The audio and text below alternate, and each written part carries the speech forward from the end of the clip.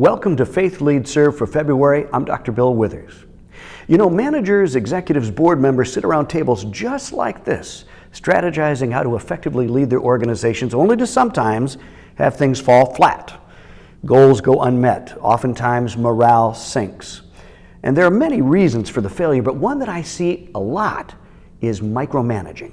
Now, let me be clear about something. Sometimes holding those reins tight is okay. I mean, you want your people to be productive, motivated, results-oriented, but the management leadership style I'm talking about is excessive monitoring, excessive control, constantly asking questions, too frequently asking for updates and reports. I mean, some of that borders on narcissistic.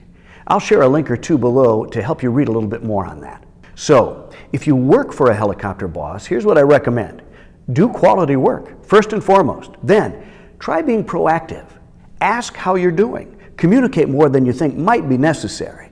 Another trick is to ask in advance for the information that your boss usually asks you about. In other words, minimize the touch points and get info up front in a proactive way. Now, if you are a helicopter boss and just can't help it, like everything else, admitting that you have the problem is a good first step. In fact, why don't you talk to your line reports and just admit that you struggle with it? Again, communication is the key.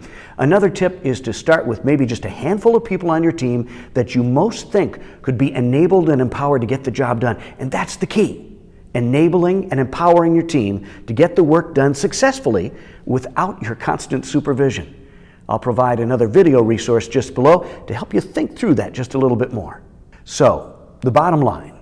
New hires, new or recurring problems, new initiatives, those all require a certain level of extra attention by good managers and good leaders.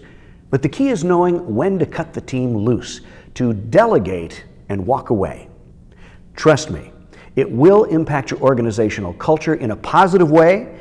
You might even retain a few of those great workers longer, and maybe you'll improve your bottom line. Again, a couple more resources just below. I'm Dr. Bill Withers. We'll see you next time.